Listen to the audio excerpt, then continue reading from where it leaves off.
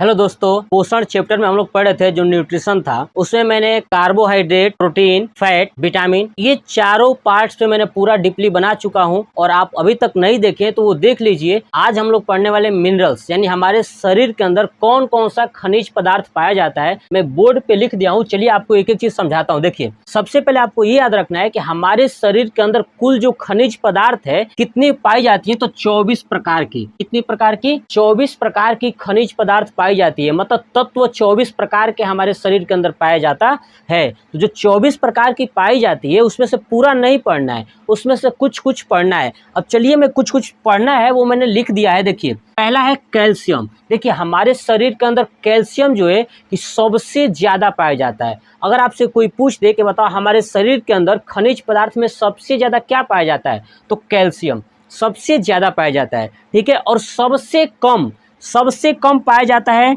Magnesium. याद रखिएगा, सबसे ज्यादा खनिज पदार्थ क्या पाया जाता है?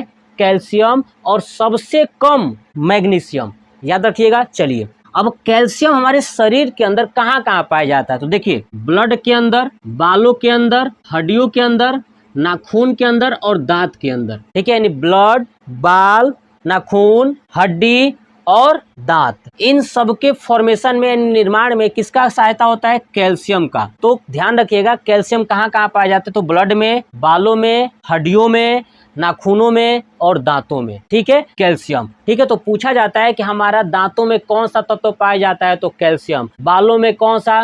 कैल्शियम। ठीक है, तो समझ में आ गया ना। हड्डियों में कैल्शियम, समझ में आ गया, तो कैल्शियम। चलिए, दूसरा तत्व है फेरस, लोहा, Fe, लोहा। देखिए, लोहा हमारे शरीर के अंदर कहाँ होता है? ब्लड में। तो ध्यान रखिएगा, ब्लड में।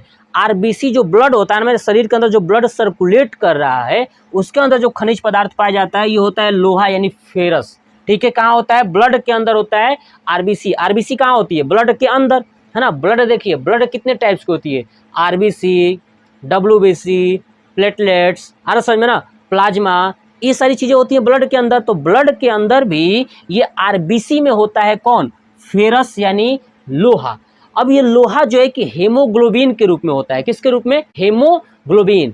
हेमोग्लोबिन का मतलब क्या होता है कि ग्लोबिन एक प्रोटीन है, हेमो का मतलब होता है लोहा, है ना। हेमो का मतलब होता है लोहा, ग्लोबिन का मतलब प्रोटीन, यानी लोहा वाला प्रोटीन बोलते हैं, इसलिए हेमोग्लोबिन। हेमोग्लोबिन के कारण ही ब्लड का रंग कैसा होता है? लाल होता है। कहा जाता है ना, क्योंकि लोहे का कलर कैसा होता है? हल्का ब्राउन कलर का होता है, रेड कलर का होता है कि नहीं, इसलिए लोहे में, लोहा जो है कि हमारे शरीर के अंदर ब्लड में पाया जाता है। कहाँ पाया जाता है?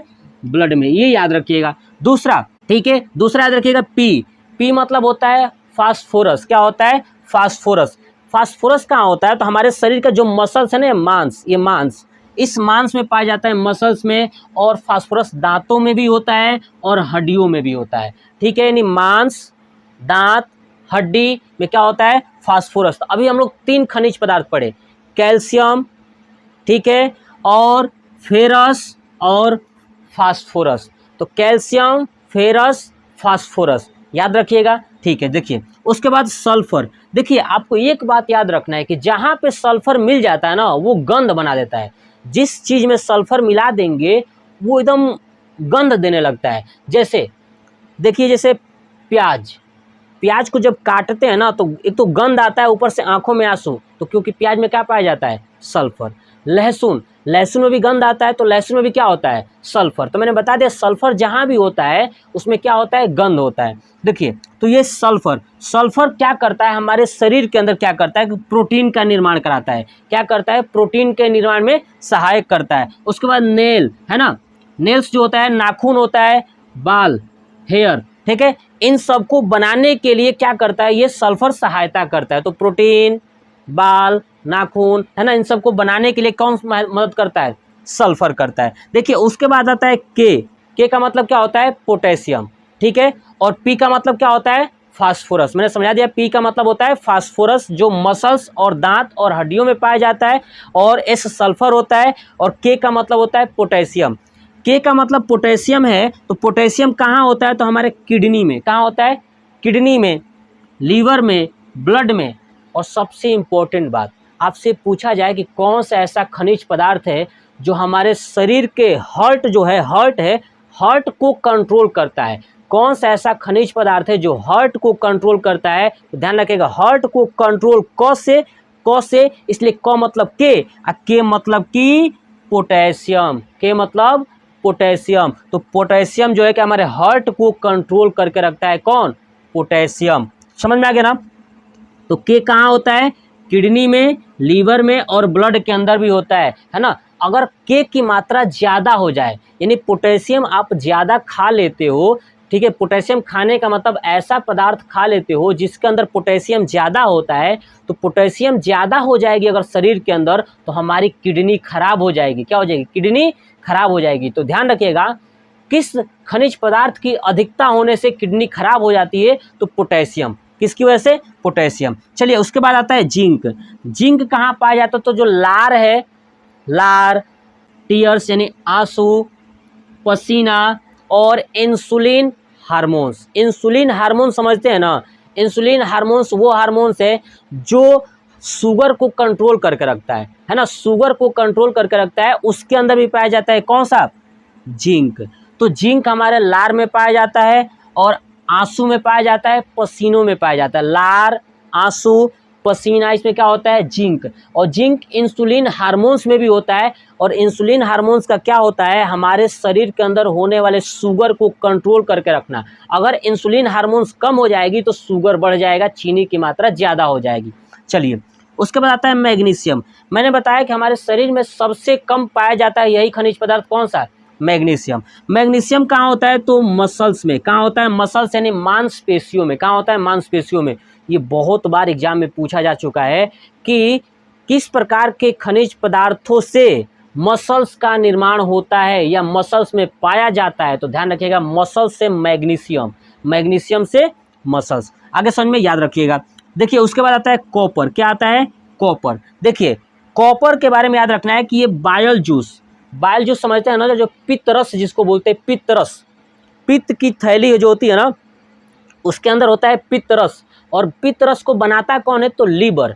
तो इसीलिए जो पित्त रस होता है, उस पित्त रस के अंदर पाया जाता है कॉपर। क्या पाया जाता है? कॉपर। कॉपर समझते हैं? कॉपर तत्व जो होता है कहाँ पाया जाता है? पित्त रस के अंदर। अब पित्त रस कौन बनाता है? तो लीवर। तो कह सकते हैं कॉपर जो है कि पित्त रस और लीवर दोनों में होता है। चलिए, ये कहा। उसके बाद ये आयोडीन यानी नमक। नमक, नमक हमारे शरीर के अंदर कहाँ होता है? तो ब्लड के अंदर नमक होता है ना। जब आपका उंगली कटेगा ना तो उसको चूसिएगा, देखिएगा नमकीन की तरह लगेगा, है ना। तो ब्लड जो है कि कहाँ होता है? ब्लड के अंदर नमक होता है कि नहीं? नमक को क्या बोलते हैं? NaCl। NaCl का मतलब क्या होता है? सोडियम क्लोराइड, जिससे हम आयोडीन भी बोल सकते हैं। क्या बोल सकते हैं? आयोडीन। तो आपसे पूछा जाए, बताइए हमारे शरीर के अंदर आयोडीन कहाँ होता है? तो ब्लड के अंदर। दूसरा, ये गला दिख रहा है मेरा ना, ये गला, यहाँ पे एक ग्लैंड है, थायराइड्स ग्लैंड, है ना। देखिए लिखा हूँ थायराइड ग्लैंड्स। ये थायराइड ग्लैंड है। ये क्या होता है? आयोडीन की कमी से इस पे घेघा रोग हो जाता है। तो इसलिए आयोडीन नमक थायराइड ग्लैंड्स में होता है और ब्लड के अंदर होता है। ठीक है, ये था हमारा पूरा मिनरल्स। अब एक और मिनरल्स है sodium. Sodium, sodium Na।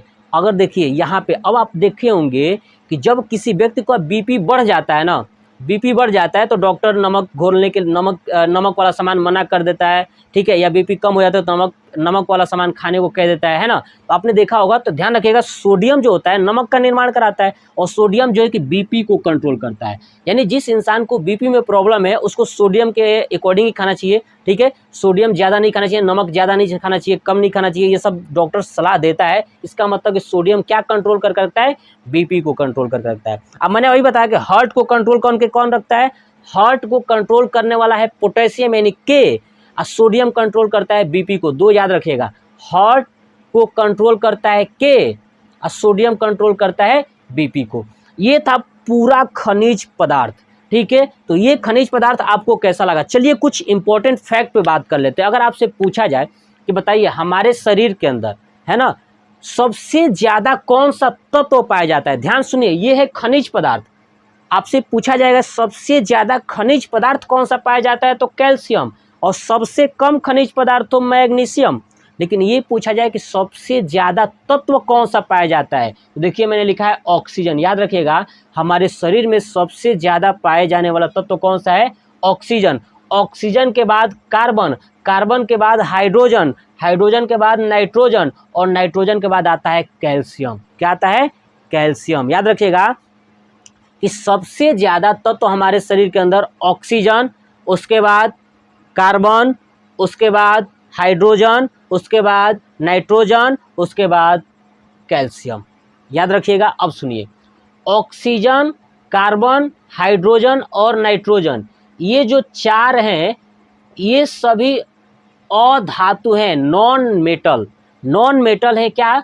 Oxygen, carbon, hydrogen और नाइट्रोजन, ये सब क्या है? Non metal. तो आपसे ये भी पूछता है कि हमारे शरीर में, देखिए क्वेश्चन कैसे बनेगा हमारे शरीर के अंदर सबसे ज़्यादा कौन सा तत्व पाया जाता है? तो ऑक्सीजन। और ये भी पूछ लिया जाए कि हमारे शरीर के अंदर सबसे ज़्यादा कौन सी अधातु पाई जाती है? तो ऑक्सीजन। लेकिन अगर क्वेश्चन थोड़ा सा चेंज कर दिया जाए, पूछा जाए कि हमारे शरीर के अंदर सबसे ज़्यादा कौन सी धातु पाई जाती है? तो आपका आंसर होगा Ca, कैल्शियम। क्योंकि कैल्शियम धातु है और ये अधातु है, मतलब ये मेटल है और ये नॉन मेटल है। आ रहा समझ में ना? तो सबसे ज़्यादा नॉन मेटल ऑक्सीजन पाया जाता है और सबसे ज़्यादा मेटल कैल्शियम पाया जाता है। ठीक है, चलिए अब दूसरा चीज़ मैंने और लिखा है कि जीवित मनुष्य में सबसे कम मैग्नीज होता है। ध्यान सुनिए, जीवित मनुष्य में सबसे कम कौन सा तत्व पाया जाता है? तो मैग्नीज, है ना। सबसे कम मतलब नगण्य समझ लीजिए, 9 के बराबर। ठीक है, बाकी तत्व थोड़ी थोड़ी तो हो भी सकता है, लेकिन ये तत्व नहीं, मैग्नीज जीवित मनुष्य में नहीं पाया जाता है। आप ये क्वेश्चन याद रखिएगा। तो आपको ये मैं पूरा जो खनिज पदार्थ है, ये मैंने पूरा खनिज पदार्थ पढ़ा दिया है। तो अब आपको ये पूरा न्यूट्रिशन चैप्टर्स कैसा लगा, उसके बाद नेक्स्ट पार्ट लाऊंगा जल, वाटर के बारे में, और वाटर भी पढ़ा दूंगा। उसके बाद ये पूरा न्यूट्रिशन खत्म हो जाएगा। उसके बाद न्यूट्रिशन के बाद आप खुद कमेंट बॉक्स में कमेंट करके बताइए कि आपको बायोलॉजी का कौन सा चैप्टर पढ़ना है। मैं पूरा A to Z पढ़ाऊँगा। ठीक है, जो चैप्टर आप कमेंट करोगे, चाहे कोई भी सब्जेक्ट का हो, जो चैप्टर आप कमेंट करोगे वही चैप्टर्स मैं स्टार्ट करूंगा। हो सकता है कि किसी भाई का कमेंट्स का पहले स्टार्ट करूं, जो पहले कमेंट करेगा, जिसका पहले नंबर पे कमेंट होगा, उसी का सिलेबस मैं पढ़ाऊंगा। ठीक है, तो आप जल्द से जल्द कमेंट करिए पहले नंबर पे, ताकि आपका सिलेबस पहले आए। ठीक है, और मैं पूरा बेसिक से और आपको लाइव से जोड़ करके पढ़ाऊंगा। ठीक है, तो अब बताइए कि आपको ये वीडियो कैसा लगा, कमेंट बॉक्स में कमेंट करके जरूर बताइएगा। जय हिंद, जय भारत, वंदे मातरम।